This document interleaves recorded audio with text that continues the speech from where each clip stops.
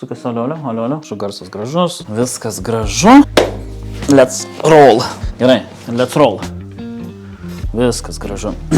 Sveiki, filmukas apie karnitiną. Pasakau filmuką apie mitochondriją, kaip ląstelėje gyvena mitochondrija, kuri kažkada senais laikais buvo kaip ir bakterijos forma, būtent todėl, kad turi savo DNR ir panašiai. Bet dabar tai yra ląstelės organas, kuris gamina mums energiją. Kartu simbiozai draugiškai gyvena su mitochondrija. Ir esmė tame, kad mes jai duodam energiją savo iš maisto, jinai mus pagamina adenozinų trifosfatą. Ir tas adenozinų trifosfatas naudojamas visur. Judesiams, mąstymui, cheminiams, biologiniams procesams. Ir dabar įdomu net toliau kaip karnitinas.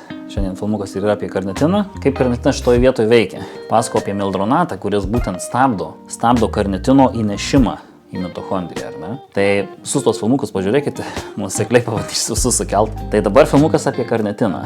Ir esmė tame, kad labai svarbu suprasti, kad yra ląstelė, joje pagamintas acetil-CoA fermentas ir tai vadinamas aktyvuota riebalų rūgštimi.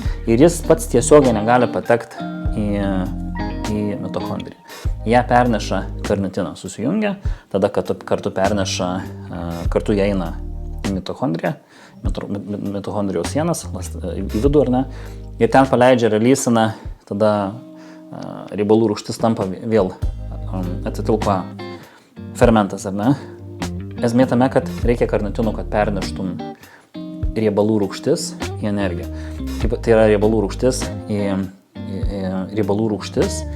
į mitochondriją. Taip sakant, riebalus, kad galėtume versti energiją, kad galėtum pernešti, reikia karnitino.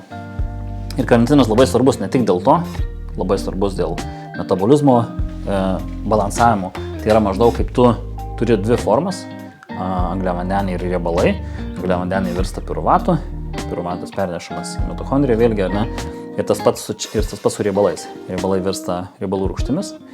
Riebalų rūgštis reikia pernešti į mitochondriją. Tai reikalingas karnitinas. Kaip ir minėjau, kiti procesai tai yra antioksidacinė ir ląstelių apsaugos funkcija. Tai yra fizinio krūvio našumas, tai kaip ir minėjau, reguliacija, ar ne, tarp vieno ar kito. Tai karnitinas irgi tą reguliuoja, antioksidacinis stresas ir apsauginiai funkcija. Tai ką turiu minėti, tai pats karnitinas iš esmės ne tik įnešimo rolę atlieka, bet tuo pačiu atlieka rolę ir reguliuojant oksidacinį stresą. Kaip suprasti oksidacinį stresą? Tai iš esmės lengviau supras būtų palyginti su automobilio išmetimu. Degimo variklio išmetimas, ar ne? Tai vyksta degimas ir išmeta dujas. Tai tos dujos, panašiai kaip ir mūsų organizme, mitochondrijai, viso šito proceso metu, gaminant adenozinų trifosfatą, irgi išmeta vadinamą oksidacinį stresą, ar ne? Tai yra tokios reaktyvios dalelės, kurios iš esmės kaip ir toksiškos mūsų organizmui. Jas reikia pašalinti. Tai taip galima vadinti. ROS, tai yra Reactive Oxygen Stress, arba tiesiog oksidacinis stresas, ar negalima vadinti. Bet iš esmės, tai toks kaip ir gali priskirti drąsiai prie toksinų. Pavyzdžiui, įkvepiant gauni tos pačius toksinus, tos pačius laisvuosius radikalus, radiacija, ultravioletiniai spinduliai, kietos dalelės, pavyzdžiui, įkvepiant, rūkant, ar ne? Tai irgi tas pats į vidų mes įkvepiam šitas visas dalelės, ar ne? Kurios iš esmės yra, pavadint galim toksinais, kurios organizmui yra nereikalingos. Sukuria daug problemų, tokias kaip, pavyzdžiui, arterijų problemas. Kitas filmukas, kurį darysiu, bus apie aterosklerozę. Tai būtent šitie visi, pavadinkim, toksinai, oksidacinis stresas išdaužo arterijų sienas ir sukuria problemas. Tai grįžtant prie karnitino, tai iš esmės šitie pagrindiniai mechanizmai, ar ne? Dar galbūt tos, kaip ir minėjau, fizinio krūvio našumo gerinimas. Tai maždaug būtų pieno rūgšties mažinimas. Irgi turi funkciją, galbūt netiesiogiai, bet per kitus mechanizmus mažina pieno rūgšties susidarimą raumenyse. Ta pieno rūgštis, laktatų rūgštis vadinama, ar ne, susidaro irgi tada, kada turi mažai deguonies. Tai, žinai, tu tarkim darai sunkų fizinį aktyvumą ir jauti, kad tau sunku kvėpuoti. Sunku, grinai, atrodo, trūksta oro, ta prasme sunku, ar ne? Ir tada tai pradės didėti pieno rūgšties kiekis, kuris iš esmės stabdo visą tą procesą adenozino trifosfatų gamyba. Bus efektas, tai ta prasme, iš pačios pieno rūgšties irgi galima gaminti adenozino trifosfatą, bet tas procesas yra gerokai sudėtingesnis. Vis tiek mums reikia deguonies. Todėl va, čia toks kaip ir ištvermės sporte būtų gan aktualus dalykas, ar ne, kas susijęs su karnitinu, nes faktas pagerina tuos dalykus. Toliau širdies sveikata, kaip ir minėjau, filmukai prieš tai apie mildronatą. Taip pat atrodo gerina širdies funkciją, ar ne, sumažėjęs karnitino kiekis, bet būtent va toj vietoje, kai yra oksidacinio streso per daug. Jeigu oksidacinio streso yra gan normalus kiekis, tai tas visas procesas su karnitinu yra normalus, nes čia mūsų normali sistema turėti karnitino normalų kiekį. Ir jis visą tą procesą daro, tą patį procesą, ką atrodo karnitinas, gerina funkciją, paprastai žiūrint, atrodo būsi efektyvesnis. Bet iš esmės karnitinas daro tą patį. Galbūt, kai gaunasi per didelis kiekis ir jau tas gaunasi, karnitinas sukelia galbūt daugiau problemų. Bet jeigu tai yra normali būsena, karnitinas ir padeda tą patį oksidacinį stresą sumažinti ir iš riebalų gaminti energiją, faktas savo riebalus padeda geriau deginti. Vietoj gliukozės. Gliukozės mažiau sudeginsi, būsi tiesiog raumuo pilnesnis, ar ne, geriau deginsi riebalus, būsi ryškesnis, mažiau kūno svorio turėsi energijos, gaminsi daugiau, ar ne. Tai iš esmės karnitinas reikalingas. Tai natūralus mūsų, ne hormonas galbūt, priskiriamas toks kaip prie papildų, priskiriamas prie natūralių medžiagų, natūralios ląstelės. Kažkada skaičiau iš jus, vieni norėjau vadinti priskirti prie vitaminų, nes iš tikrųjų toks kaip ir yra. Nes vitaminas, mineralas iš esmės turi tą savo savybę, kad jo nėra, kuris natūraliai tavo organizme visada būna, kai jo nėra, tau sukuria problemus. Tai čia maždaug vienas iš principų toks dalykų, kurie priskiria vitaminus prie vitaminų, mineralus prie mineralų. Kai nėra tam to tikro dalyko, tai turi jis būti. Tarsi neturi būti, todėl karnitinas irgi buvo svarstamas mokslininkų maždaug, ar turėtų būti priskiriamas prie vitaminų mineralų.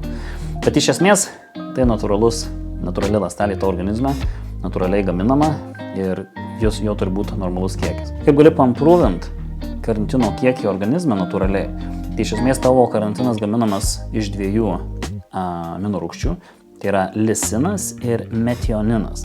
Tai būtent šias 2 aminorūgštis pridėjus prie savo mitybos pagerinsi natūralią karnitino gamybą. Arba naudot patį karnitiną. Faktas, leidžiamas yra skirtingų formų, yra paprasta forma, kurią tiesiog gali gerti kaip papildą ar ne. Visos jos turi savo, sakykime, įsisavinimo kiekį, greitį, bet čia vėlgi reiktų rinktis galbūt. Faktas, leidžiamas veikia geriausiai, greičiausiai, bet vėlgi labai svarbu žinot, kad didelis kiekis karnitino sukelia tikrai gerokai didesnį oksidacinį stresą.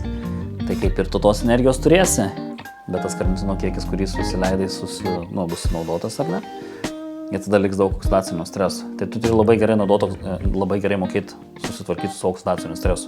Tai turi naudoti antioksidantus tada, ar ne, iš karto. Tai būtų vitaminas C, E, galbūt glutationas, nakas padeda irgi tuos visus dalykus daryti. Tai ta bazė tokia išlaikyti sveiką antioksidantų turi būtinai naudoti. Ir tada galbūt šalia to karnitino didesnį kiekį ir galbūt galėtų net būti leidžiamas karnitinas, ar ne. Bet šiaip paprastą karnitiną naudoja ir gan ilgą laiko tarpą. Nereikia ten kažkokių kursų, ten kažką išsivalymo ar panašiai.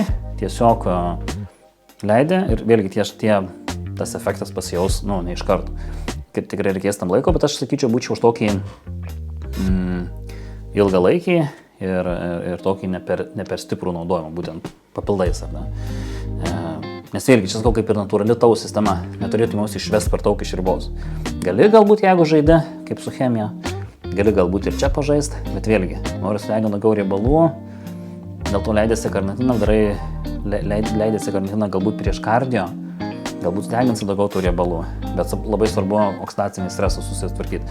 Ypatingai, kaip aš dabar ruošiuosi jėgos varžybom, to oksidacinio streso po treniruočių labai sukuriu daug ir atrodo visas darbas sumažinti tą oksidacinį stresą.